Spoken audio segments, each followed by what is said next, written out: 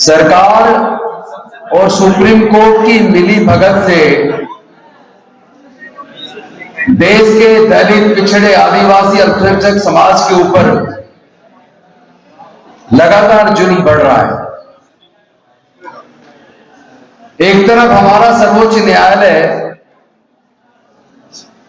Decision देता और कहता bail is a rule, jail is an exception, लेकिन कुछ खास लोगों को तुरंत जमानतें दे दी जाती हैं और कुछ यंग प्रोफेसर्स को, रिसर्चर्स को, स्कॉलर्स को केवल मुस्लिम होने की वजह से 5 साल से ज्यादा समय से जेल में रहने के बावजूद, ट्रायल शुरू ना होने के बावजूद जमानत देने से इनकार कर दिया जाता है। एक तरफ ओबीसी को रिजर्वेशन लागू कराने के लिए 43 साल तक लड़ना पड़ता है। आप याद करो, जब मंडल कमीशन की सिफारिश से लागू हुई तो उसी सुप्रीम कोर्ट में जब पिटीशन डली तो उन्होंने स्टे लगा दिया। 92 में जजमेंट आया Indira Sahni versus union of India में, और नोटिफिकेशन करने में भी 1 साल लगा दिया। 93 में जाकर मंडल कमीशन की सिफारिश से लागू हुई। लेकिन दूसरी तरफ मनुवादियों को रिजर्वेशन देने के लिए 4 दिन लगे। ईडब्ल्यूएस को जो रिजर्वेशन मिला, 4 दिन के अंदर रिजर्वेशन मिल गया, लागू हो गया। नौकरियों में वैकेंसीज निकाल के उनको भर्ती शुरू कर दी। एक दिन कैबिनेट में पास, अगले दिन लोकसभा में पास, राज्यसभा का सत्र खत्म हो गया था, एक दिन बढ़ाकर तीसरे दिन राज्यसभा में पास, और रात को 12 बजे रामनाथ कोविंद जी उस वक्त राष्ट्रपति थे, उन्होंने सिग्नेचर कर दिए और चौथे दिन नोटिफिकेशन निकल गया। 4 दिन के अंदर लागू। और जब कोर्ट गए हमारे लोग तो कोर्ट ने स्टे नहीं किया। ओबीसी के रिजर्वेशन में 43 साल लगे और कोर्ट ने तुरंत स्टे किया। लेकिन जब ईडब्ल्यूएस को संविधान के खिलाफ जाकर रिजर्वेशन दिया तो कोर्ट ने स्टे नहीं किया।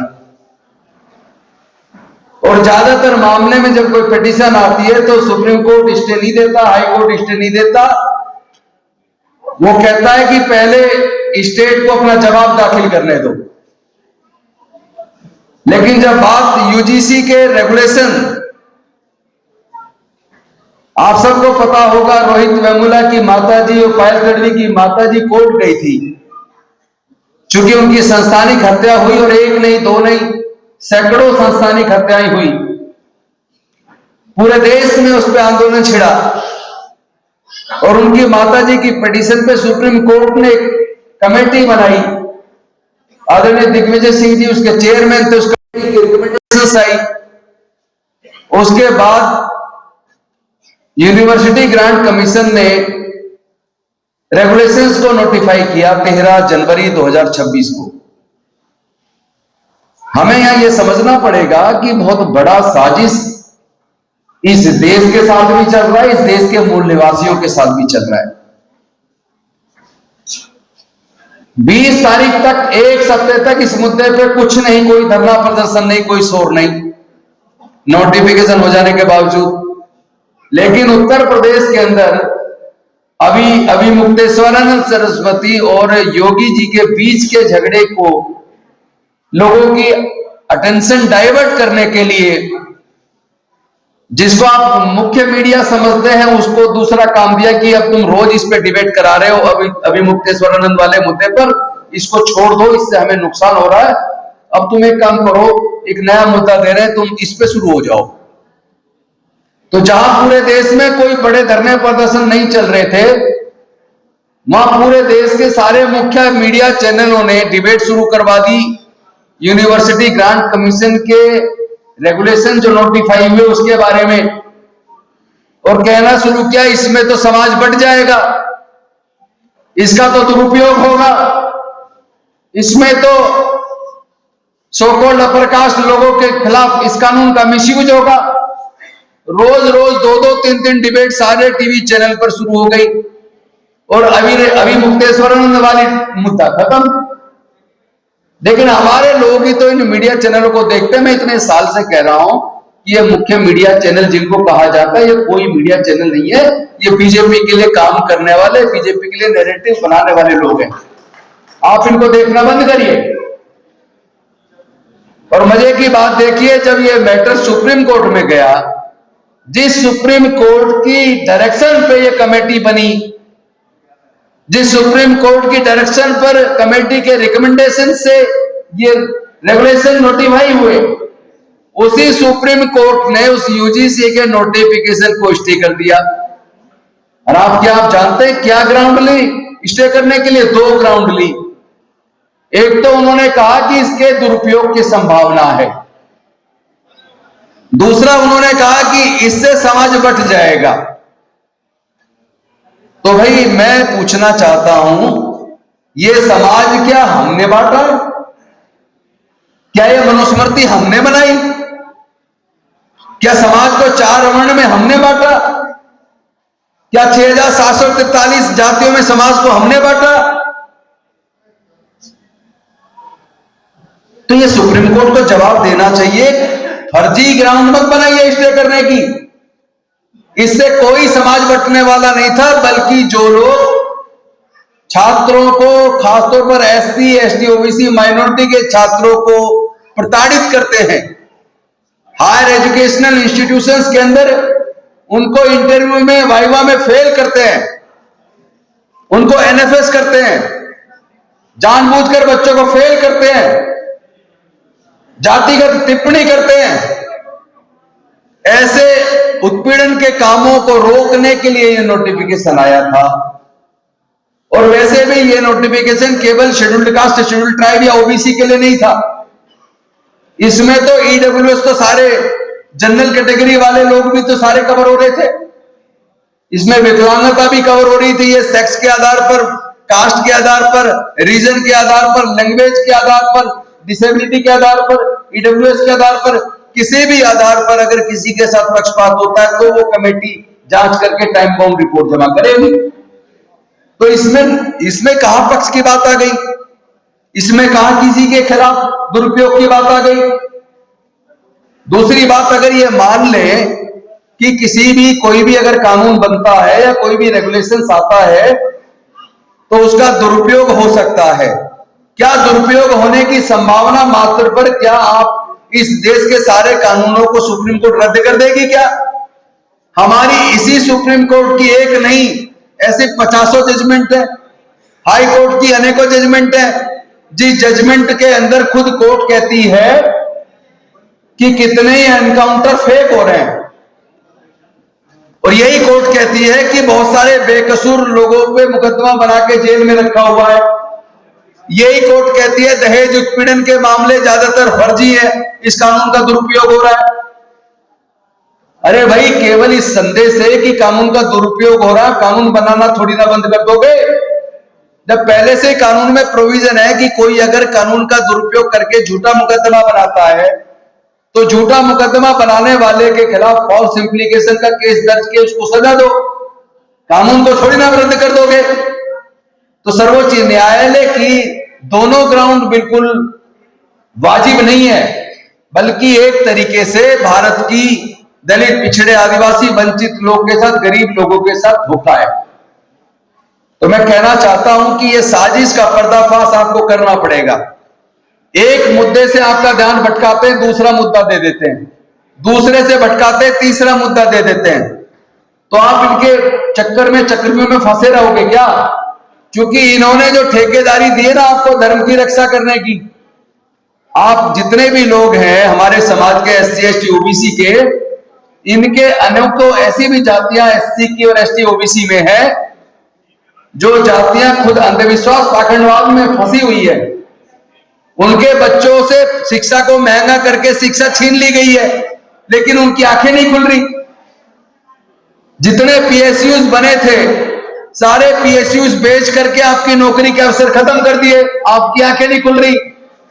इसी बीजेपी की सरकार ने 4th क्लास एम्प्लॉयमेंट को आउटसोर्स करके ठेके पे दे दिया। सरकारी नौकरी सफाई कर्मचारी की खत्म, चपरासी की खत्म, वाटरमैन की खत्म, राजमिस्त्री की खत्म, खलासी की खत्म, चौकीदार की खत्म, माली की खत्म। तमाम तरह की 4th क्लास की नौकरियों को इन्होंने खत्म करके ठेकेदारों के हाथ में सौंप दिया। लेकिन आपकी आंखें बंद है।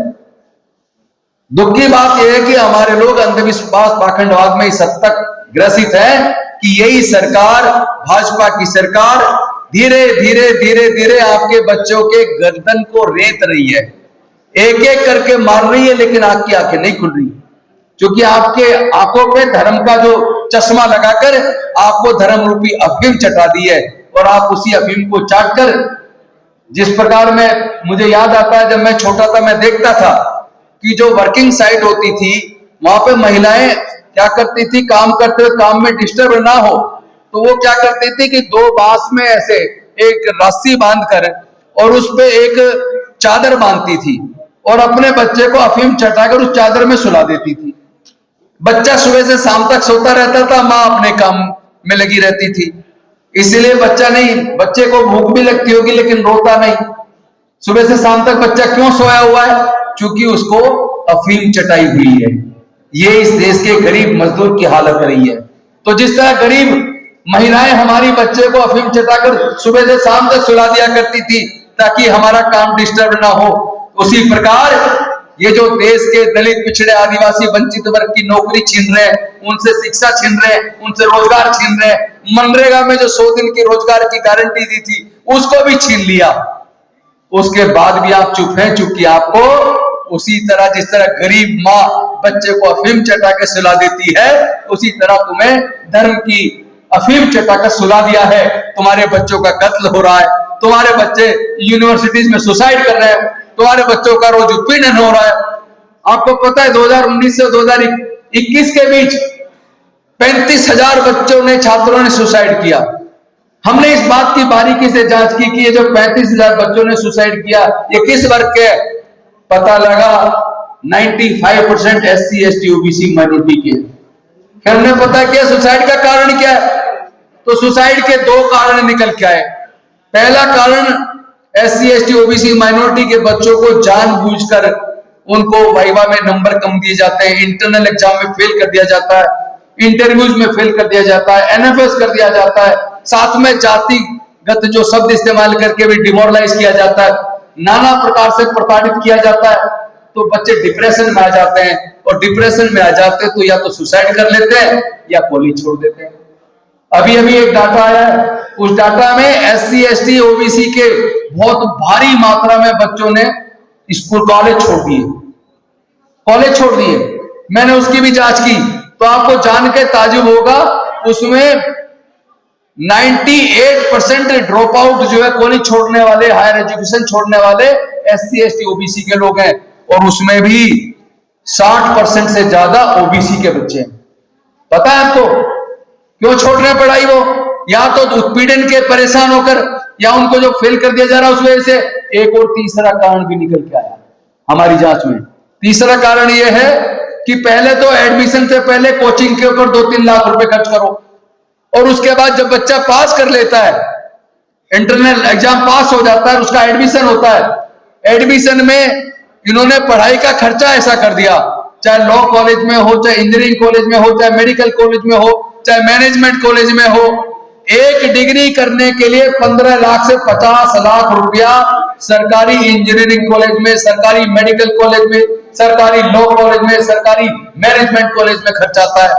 अब उसके पास इतना पैसा नहीं है, फर्स्ट ईयर की फीस कहीं से कर्ज लेके जमा कर दी, इधर फर्स्ट ईयर में या तो फेल कर दिया और अगर पास हो गया अब अगली साल की फीस देनी है। बच्चा सोच रहा है स्कॉलरशिप आएगा उससे पिछले साल का कर्ज उतार देंगे और नए कर्ज लेके सेकेंड ईयर की फीस दे देंगे, उसका स्कॉलरशिप आता नहीं है।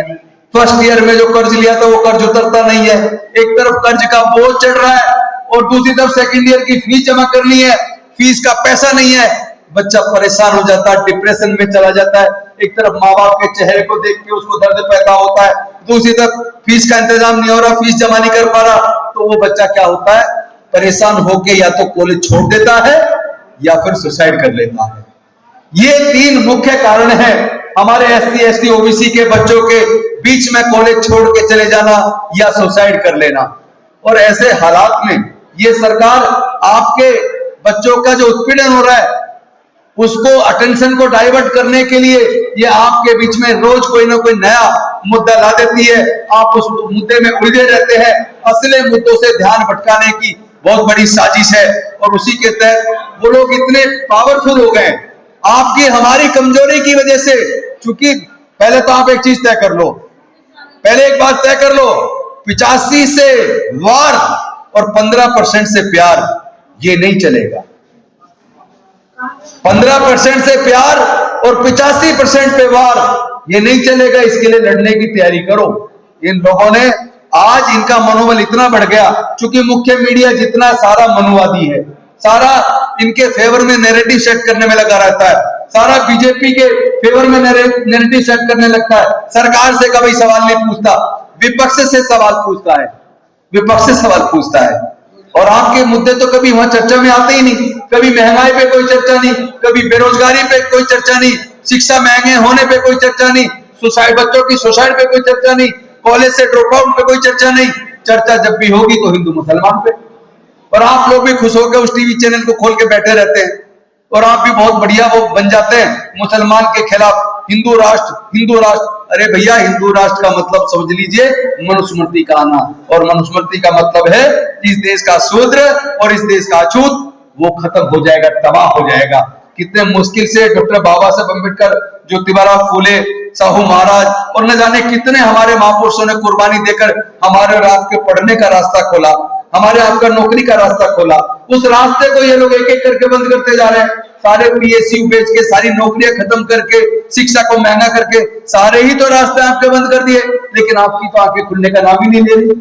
और अब तो उनका मनोबल इतना बढ़ गया कि खुलेआम इस UGC वाले मुद्दे पर वो लोग कह रहे हैं कि क्या गधों को घोड़ा बनाओगे, यानी हमारे लोगों को, SC ST OBC के लोगों को वो गधा कह रहे हैं, अपमानित कर रहे हैं। यहां तक कि प्रधानमंत्री की भी जाति खोज ली, तेली का, और उसको भी ये कहा कि कब्र खुदेगी। लेकिन अगर कोई दूसरा करता तो उस पर मुकदमा दर्ज हो जाता। स्वर्ण जाति के लोग हैं, सोकोल्ड स्वर्ण, so-called forward class, so-called upper caste, तो उनके खिलाफ कोई मुकदमा नहीं। तो ये बहुत बड़ी साजिश है और उनका मनोबल अब इतना बढ़ गया, उन्हें लग रहा है सुप्रीम कोर्ट से भी हमने करवा लिया, अब तो हम हर चीज में चले जाएंगे, अब तो हम एट्रोसिटी एक्ट को भी खत्म कराएंगे। और कल को अगर सुप्रीम कोर्ट के तर्क को मान लिया जाए, बलराज जी, मैं भी एडवोकेट हूं, आप भी एडवोकेट है, सुप्रीम कोर्ट ने 2 ही तो इसमें तर्क लिए, एक तो एक इससे समाज बटेगा, दूसरा ये इसका दुरुपयोग हो सकता है, यही तो तर्क लिया इन्होंने। तो अगर इसी तर्क पे जाएंगे तो भैया ये बताइए कि आज ये जो लगातार नफरत देश में फैला रहे हैं, नफरत का जहर पूरे देश में घोल रहे हैं, इसी तरीके से सुप्रीम कोर्ट के जजमेंट तक को भी अपने फेवर में करवा रहे हैं। और अब वो कल को कह देंगे कि भाई इससे समाज बट जाएगा, तो कल को कहेंगे रिजर्वेशन से भी समाज बट रहा है, इसलिए वो रिजर्वेशन को भी खत्म करो। अगर कोर्ट इस UGC गाइडलाइन को ये कह के स्टे कर सकती है इससे समाज बट रहा है, तो कल को रिजर्वेशन को भी, SC ST OBC के रिजर्वेशन को भी ये कह के रोक सकती है कि इससे समाज बट रहा है। तो ये लॉजिक नहीं है, ये कोई तर्क नहीं है, कुतर्क है। और ऐसे कुतर्कों के खिलाफ मजबूती के साथ हमें खड़ा होना चाहिए। अगर हम नहीं होते तो फिर कहीं ना कहीं हम खुद दोषी हैं, अपने बच्चों के भविष्य को बर्बाद करने में हम सहयोगी बन रहे हैं।